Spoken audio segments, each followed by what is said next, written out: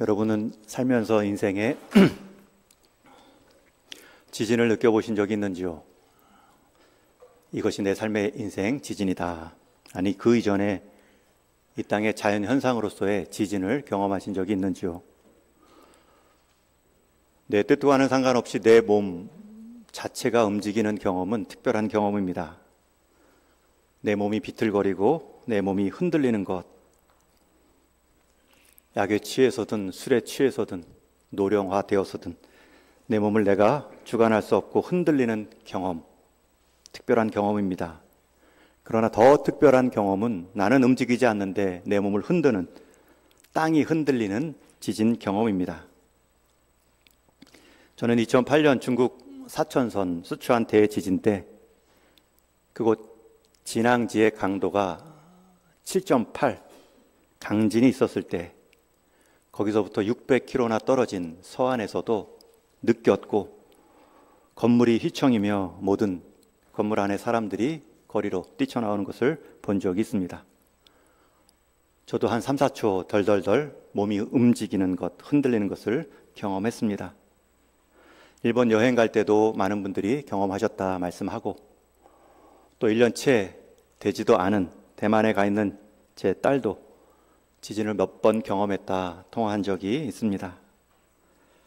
대개 지진이 발생하는 지역을 지진대, 태평양 주변의 섬들을 말합니다.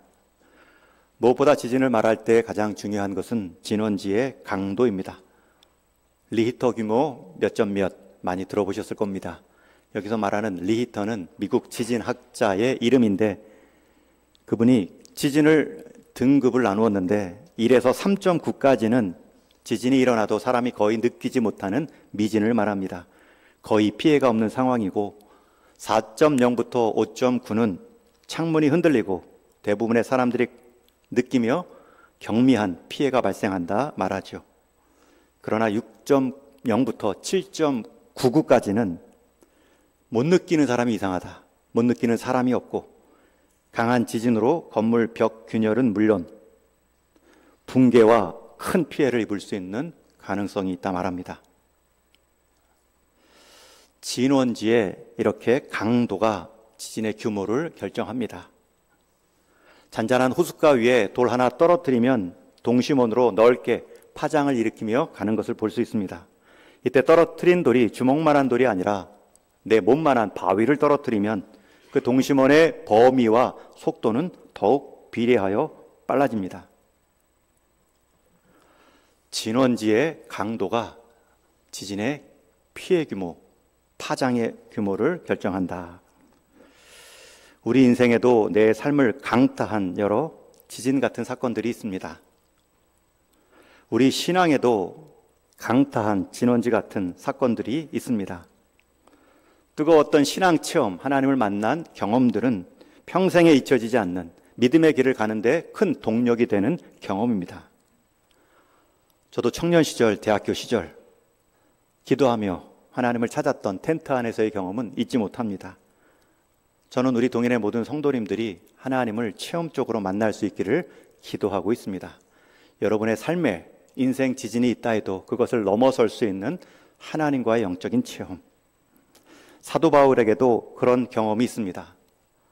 사도 바울이 예수님을 만나지 못했을 때의 이름은 사울인데, 오히려 예수님을 믿는 자들을 잡기 위해 다메섹으로 가던 도중에, 그래서 흔히 길도자를 써서 다메섹 도상에서 예수님을 만나죠. 예수님이 그를 찾아오셨고 빛과 함께 말씀합니다. 사울아 사울아 내가 어찌하여 나를 박해하느냐. 그 빛과 소리에 놀란 사울은 주저앉으며 말하죠. 주여 누구시니오니까. 그때 들려오는 소리는 너가 박해하는 예수다. 여러분, 사도 바울은 예수님을 박해는커녕 만난 적도 없습니다. 근데 예수님은 사도 바울이 교회를 박해하는 모습을 보고 그 교회의 머리 되신 주님의 고통을 말씀하죠.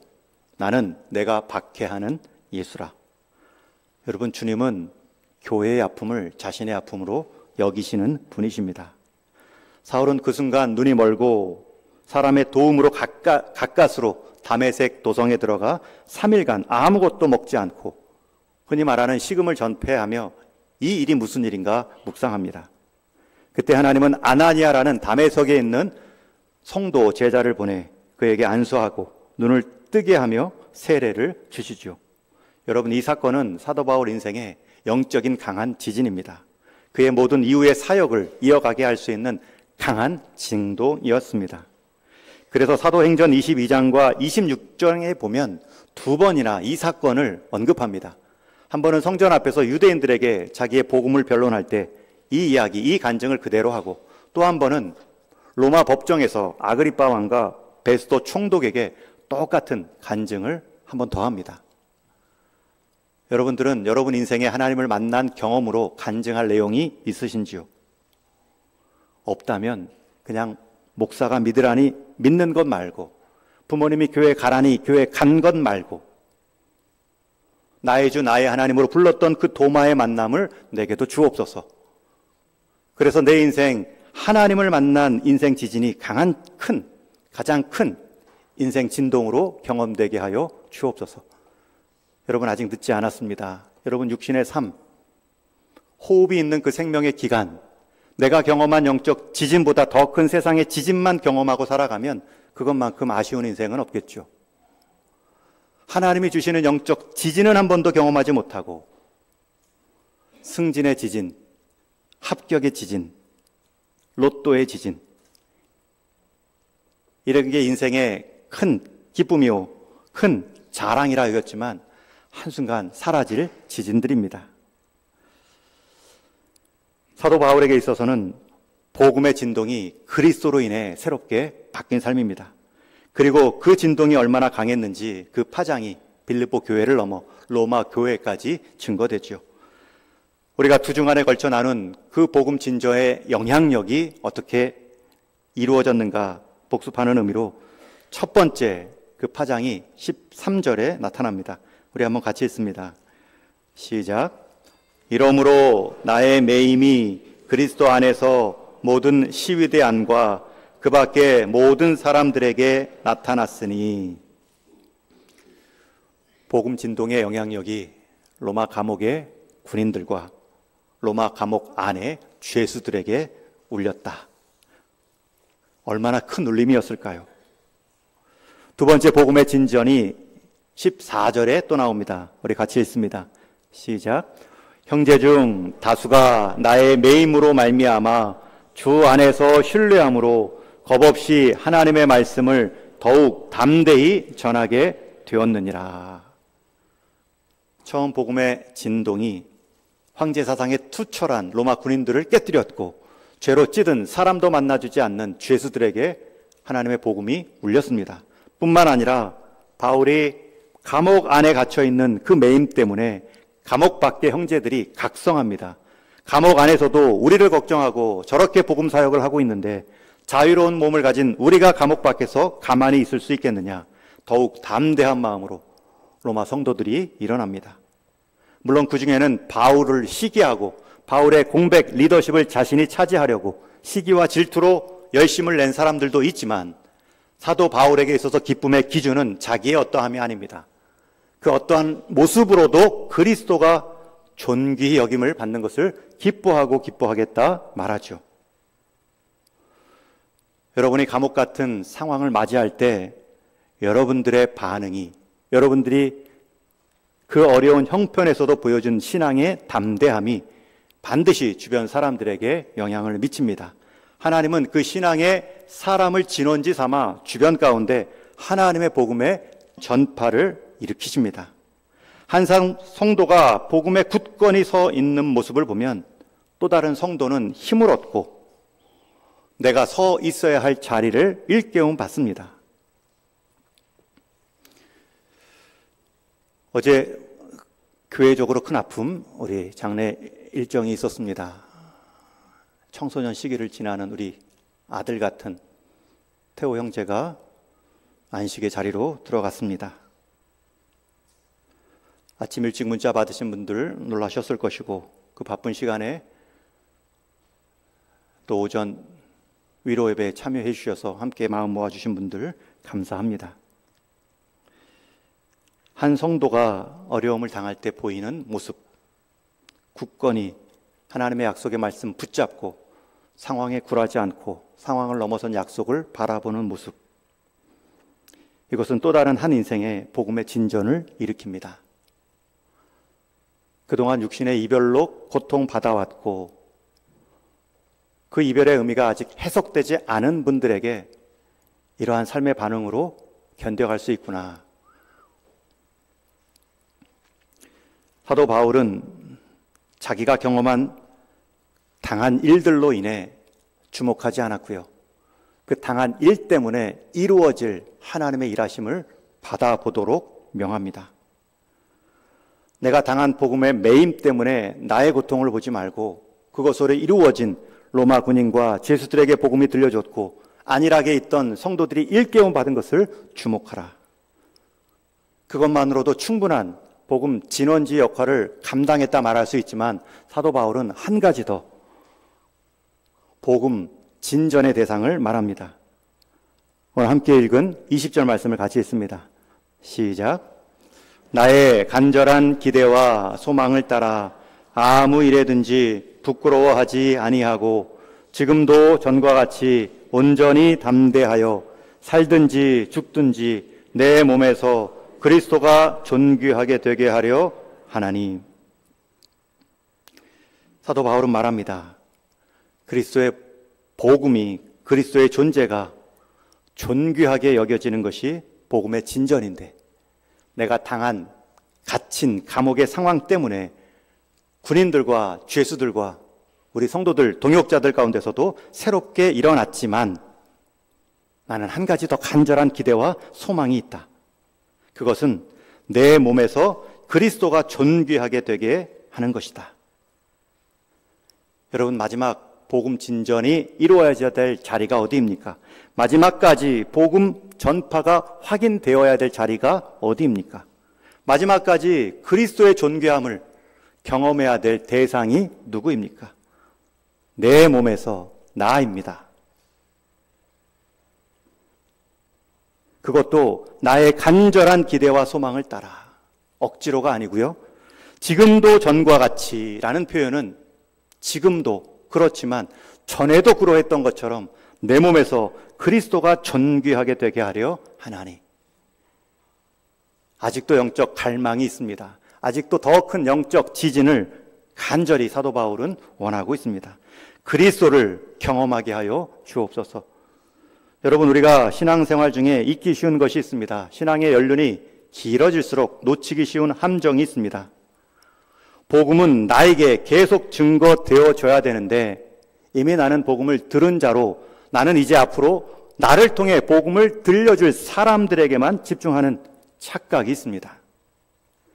그 복음이 나를 관통함으로, 내 안에 생명력을 경험함으로 하나님은 또 다른 사람에게 영향을 주는데, 나는 이미 구원을 받았으니 그 이후에는 구원의 생명력은 둘째치고 나를 바통 삼고 나를 기계식 도구 삼아 또 다른 한 인생을 부르시는 하나님이다 착각할 수 있습니다. 그렇지 않습니다. 여러분, 동심원은 진원지에서만 발생합니다. 지진의 강도가 지진의 규모를 결정합니다. 복음이 내 안에서 경험되어져야 그 경험되어진 복음을 보여줄 수 있습니다. 내 삶에 그리스도가 가장 존귀한 자로 여겨져야 그가 하는 말이 들려집니다. 나는 홀대하는데 그리스도를 우리 인생의 주인으로 여기라 말하는 그 말이 힘있지 않습니다. 설교할 때 가장 어려운 것이 무엇이냐면, 대상의 어려움도 있겠지만 어제 같은 위로 예배 때에 드릴 말씀이 없습니다. 함부로 말해서도 안 되죠. 감히 그 상황을 개인적 경험으로 해석하거나 인간적인 말로 위로하려다 더 낙심케 할 수도 있기 때문이죠. 그러나 그거보다 더 어려운 것이 있습니다. 준비한 하나님의 말씀을 묵상할 때 내게 은혜가 되지 않는 그 말씀을 성도들에게 은혜 받도록 전할 때, 그것이 가장 어렵습니다. 복음의 은혜라는 것은 내가 경험한 것, 누린 것만큼 비례해서 증거할 힘을 얻는 것인데, 나는 냉랭한데 나는 냉랭해도 내가 전하는 복음은 능력이 있으니 그 복음을 기계적으로 전하면 전달되겠지 라는 생각이 들 때 참 힘듭니다. 그래서 여러분들이 기도해 주셔야 되고, 여러분들이 목회자를 위해 기도한다는 것은 저의 편의를 위해 기도하는 것이 아니라 제 역할 잘 할 수 있도록, 하나님은 복을 주실 때 아브라함을 통해서도 아브라함을 거친 복을 통해 만민에게 복을 주신 것이지, 그를 기계적 도구 삼아 그를 점프하고 주신 것이 아니지요. 아브라함의 충만함을 경험한 것처럼 목회자에게도 충만함을 경험하고 흘러 넘치는 말씀이 되게 해달라고 기도하셔야 됩니다. 저는 여러분들을 위해 기도하는데 여러분들은 저를 위해 기도하시는지요? 교육자들은, 교사들은 맡겨진 양떼를 위해 기도하는데 여러분들은 그 자리 기계적으로 사꾼같이 되지 않도록 깨어 있을 수 있도록 기도하고 계신지요? 가끔은 우리는 나는 어떻게 될지라도 이 복음의 소식을 전하면 되겠지, 그런 유혹을 받을 때가 있습니다. 나는 복음의 감격은 없지만 복음은 자체로 능력이 있으니, 그래도 맡겨진 직분이니, 해온 신앙생활이니, 구원받은 지가 너무 오래되어 구원의 기쁨은 없지만 그래도 예배는 드려야지. 어느덧 신앙의 틀이 생겨서 자동적으로 드려지는 그 신앙생활에서도 받은 복이 있겠지. 그래도 헌금은 해야지. 그런 모습 가운데 드려지는 모습, 하나님께서 이렇게 반문하실 겁니다. 내가 너를 구원하고 복음의 일꾼으로 부른 것은 너부터 나를 제대로 알아가게 하려는 것이다. 내가 너를 통해 누구를 구원하기 전에 내가 너를 나의 일꾼, 직분자로 세운 것은 너가 이제부터 나를 제대로 알게 하기 위함이다. 복음 전파의 시작은 항상 나 자신이 시작이고 내가 끝입니다. 그리고 남도 있고 땅끝도 있는 것입니다. 하나님은 우리가 복음의 기쁨과 감격은 다 잃어버린 채 할 수 없이 해야 되니 하는 그 모습을 기뻐하지 않습니다. 오히려 하나님은 너는 어떠니? 너와 나의 관계는 어떠하니? 직분자, 교사, 찬양되기 전에 너는 나를 어떻게 생각하니? 하나님은 이사야를 부르시고 이사야를 통해 각성시킨 이스라엘을 부르실 때 그들을 부르신 목적을 이렇게 분명히 말씀하십니다. 이사야서 43장 10절을 같이 읽겠습니다. 시작. 나 여호와가 말하노라. 너희는 나의 증인, 나의 종으로 택함을 입었나니 이는 너희가 나를 알고 믿으며 내가 그인 줄 깨닫게 하려 함이라. 나 여호와가 말하노라. 너희를 나의 증인, 나의 종으로 택한 이유는 너희가 나를 알고 믿으며 내가 그인 줄 깨닫게 하려 함이라. 하나님은 우리에게 일을 말하기 전에 너는 어떠니? 너가 하는 일로 너를 보장하지 말고 너와 나와의 관계로 너를 말해봐라. 너의 신앙 경륜과 직분을 가지고 너의 신앙의 강도를 말하지 말고 너가 나를 만난 체험과 그 강도를 가지고 이야기해봐라. 하나님은 우리가 우리의 일을 말하기 전에 하나님을 말하기 원하시고 사역을 잘하기 전에 하나님 잘 아는 것을 원하시는데, 내가 복음을 다른 사람들에게 전하기 전에 내 안에 복음이 뜨거워지기를 원하는데, 다른 사람에게 그리스도를 존귀하게 여기기 전에 내 안에 그리스도의 존귀함을 살피는 것, 그것이 하나님이 우리에게 기대하시고 기뻐하시는 모습입니다. 모든 직분 예정자분들, 피대자분들 이 말씀을 기억하십시오. 너희를 나의 증인, 나의 종으로 택하였으니 이는 너희가 나를 알고 믿으며 내가 그인 줄 깨닫게 하려 함이라. 내가 하나님을 만난 만큼 하나님 마음으로 사역할 수 있기 때문입니다. 하나님을 만나지 못했는데 하나님이 주신 직분 갖고 하나님의 일을 한다고 할 때에 그 인생 바리새인이 될 수 있습니다. 이것이 사도 바울이 증거하는 복음의 세 번째 진전 대상입니다. 여러분, 오히려 이 세 번째 대상은 순서적으로 세 번째이지만 가장 먼저 가장 우선적으로 선명하게 복음을 들어야 할 대상입니다. 지진의 강도는 처음 진원지가 결정합니다. 내 안에 복음의 진원지로서의 강력한 복음의 소리가 날마다 들려줘야 우리는 복음을 살아낼 수 있는 힘을 얻고 흉내라도 낼 수 있습니다. 남을 가르치기 전에 나를 먼저 복음으로 늘 가르치시고, 남을 세우기 전에 내가 하나님 앞에서 먼저 복음으로 서 있는가를 살피시고, 남에게 잔소리하기 전에 내가 날마다 하나님 말씀 앞에 쓴소리로 나를 비추는 것이 지혜입니다. 여러분, 그래야 우리가 주인 닮아가고 우리가 주인의 즐거움 가운데 우리에게 주어진 역할을 감당할 수 있습니다. 마태복음 25장에 보면 달란트를 잘 팔아 남긴 칭찬의 내용이 무엇입니까? 내가 작은 일에 수고했으니 더 큰 것을 맡기고 내 주인의 즐거움에 참여할지어다. 종들에게 약속한 것이 주인의 즐거움입니다. 종들의 수고는 종들의 즐거움으로도 충분한 보상인데, 우리 주님은 이 비유를 통해서 종의 수고를 주인의 즐거움에 참여할 수 있는 기회로 말씀하십니다. 여러분, 우리가 잊지 말고 착각하지 말 것은, 종의 수고를 했으니 종의 즐거움, 사역의 수고를 했으니 사역의 열매, 여기에 속지 마시고 주인의 즐거움, 사역을 했더니 하나님을 더 알아가는 기쁨, 사역을 했더니 하나님을 더 믿는 믿음의 크기, 이런 것들이 주인의 즐거움입니다. 우리 주님이 주시려 하는 것은 종의 수고했으니 종의 즐거움의 보상이 아닌 차원이 다른 주인의 즐거움으로 저와 여러분을 기다리고 계십니다. 여러분, 이 인생 하나님으로 인해 만난 지진이 이 땅의 다른 지진들을 이겨낼 힘을 얻게 합니다. 찬송가 407장에 보면 구주와 함께 나 죽었으니, 어제 말씀을 증거할 때 오늘 아침에 발인과 하관 예배를 약식으로 가서 인도하고 왔습니다. 이제 1시면 이제 발인하기 전에 주일 예배이기 때문에 인도하지 못하니 무엇을 전하고 어떤 위로를 할까 하다가 이 찬양이 떠올랐습니다. 여러분, 407장에 보면 구주와 함께 나 죽었으니 라는 찬송 2절의 가사가 이렇습니다. 마음속에 시험을 받을 때와 무거운 근심이 있을 때에, 생활의 염려, 앞날에 대한 근심이 가득한 가사입니다. 여기서 그치지 않죠. 3절의 가사는 이렇습니다. 뼈아픈 눈물을 흘릴 때와 쓰라린 마음으로 탄식할 때. 여기서도 끝나지 않죠.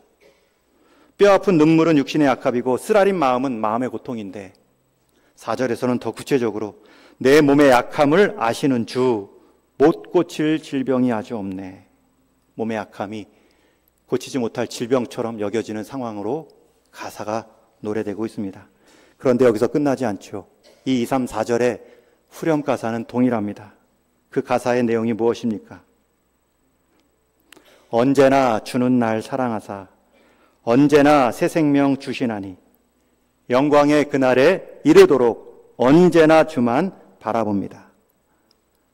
여러분, 여기서 언제나라는 단어가 3번이나 나옵니다. 언제나 주는 날 사랑하사 언제나 새 생명 주시나니, 그러니 나는 언제나 주만 바라봅니다. 아침 일찍 이 찬양을 같이 부르고 왔고요. 부활의 소망으로 위로하고 왔습니다. 언제나 주는 날 사랑하사 언제나 주시는 새 생명을 경험하셔야 우리가 언제나 이 땅의 지진에 흔들리지 않고 주님만 바라볼 수 있습니다. 여러분, 우리는 이 찬양을 늘 새롭게 불러야 됩니다. 세상에는 2 종류의 새 노래가 있습니다. 흔히 말하는 신곡 하나가 있고요, 작곡가 작사가 날마다 바뀌는 새로운 신곡 노래가 있을 수 있고, 하나는 노래는 같고 가사는 같지만 내가 변하여 상황 안에서 불리어지는 새로운 노래가 있습니다.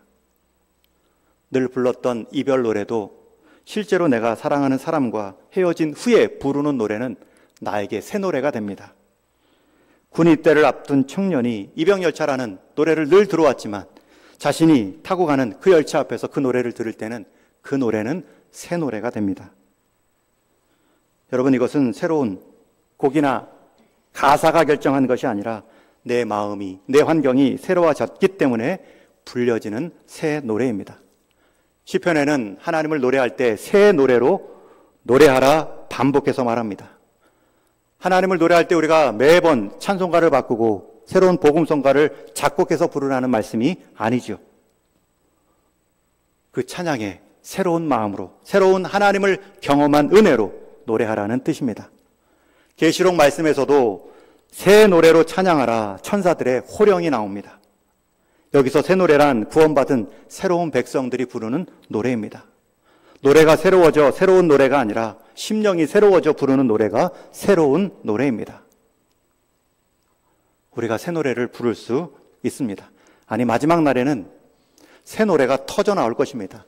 여러분, 하나님 앞에 섰을 때는 여러분들이 감히 생각하지도 못한 그 장면과 이 넘쳐나는 은혜 때문에 입술로는 다 담을 수 없는 그 찬양들이 터져 나올 것입니다. 그런데 그 노래를 꼭 거기 가서만 시작하는 것이 아닙니다. 여기서부터 내 안에 존귀한 그리스도를 만날 때 새 노래를 부를 수 있습니다. 우리가 새로워지는 것이 새로운 노래의 출발이 됩니다. 그 새로운 노래를 날마다 부르는 인생을 하나님은 이 땅 가운데 새로운 일꾼의 진앙지로 사용하십니다. 그런 점에서 사도 바울은 늘 하나님 앞에 날마다 새로운 노래를 부르는 삶이었습니다. 오늘 말씀 21절에도 이는 내게 사는 것이 그리스도니 죽는 것도 유익함이라.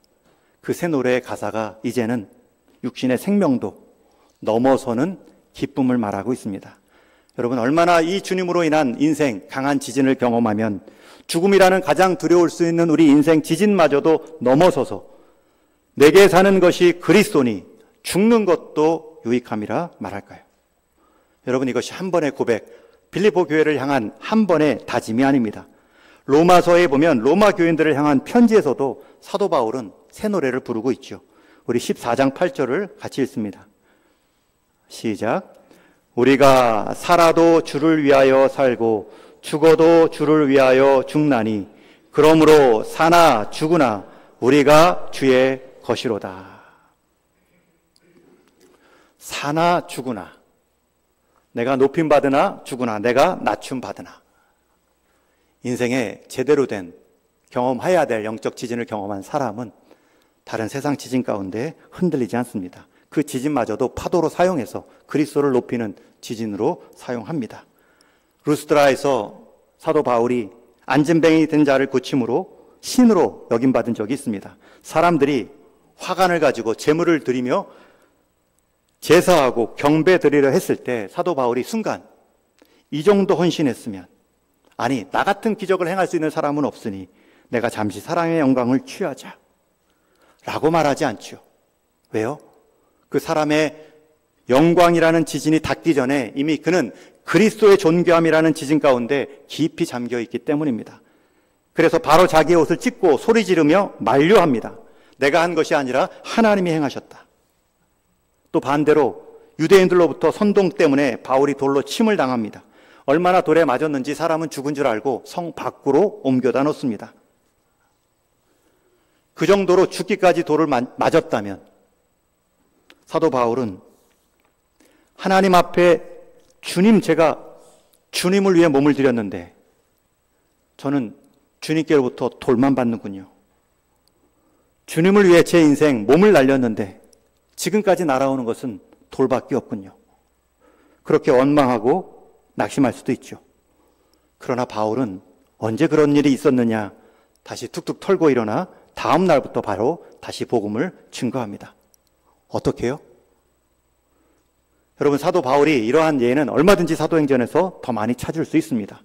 자기가 신처럼 높여지든지 아니면 죽은 자처럼 내팽겨치든지 말 그대로 살든지 죽든지 그의 관심은 그의 삶에서 그리스도가 존귀히 여겨지는 것, 그것 하나밖에 없었기 때문에 넘어설 수 있는 인생이 되었습니다. 여러분, 이것이 신앙 열쇠입니다. 여러분, 이 열쇠는 바울의 독점권이 아닙니다. 우리가 한번 예수님을 믿는다면 이 정도의 기준을 갖고 흉내라도 한번, 도전이라도 한번 해보는 믿음이 되어야 되겠죠. 이제 말씀을 맺습니다. 사도 바울이 이러한 노래, 새 노래를 부른 내용이 사도행전에는 가득하고요. 그가 쓴 서신서에 넘칩니다. 사도 바울은 새로운 복음의 신곡을 찾은 것이 아니라 자신에게 늘 존귀한 그리스도가 새롭게 경험되어진 마음으로 불렀기 때문에 새 노래가 되었습니다. 여러분, 우리 인생에도 진원지가 있습니다. 내 삶의 기쁨에, 아픔에 큰 지진도 있고, 반대로 또 내 삶의 유혹과 시련의 지진도 있을 수 있습니다. 그러나 우리 인생 신앙의 진원지도 있습니다. 내 안에 복음이, 그 다함이 없고 변함이 없고 쇠함이 없는 하나님의 복음이 내 좁은 인생 가운데 날마다 새롭게 체험되는 것입니다. 그것을 사도 바울은 오늘 1장 19절에서 너희의 간구와 예수 그리스도의 성령의 도우심으로 나를 구원에 이르게 한다. 여러분, 사도 바울이 구원 못 받은 사람이 아닙니다. 그러나 그 받은 구원을 온전히 누리는 데 있어서 그는 구원에 이르기를 힘썼던 인생입니다. 어떻게 해요? 성령의 충만함 따라.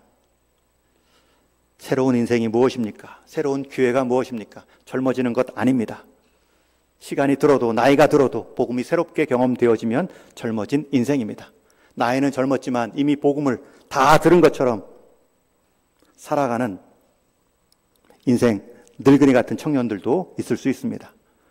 지금부터 새로운 마음과 새로운 다짐이 여러분 우리에게 찾아오신 그 주님의 존귀함의 진동으로 가능합니다. 다시금 그리스도의 복음이 우리 가운데 울리어서 우리가 새로운 복음의 진원지로 쓰임받는 성도요 동인교회 되기를 주님의 이름으로 축원합니다.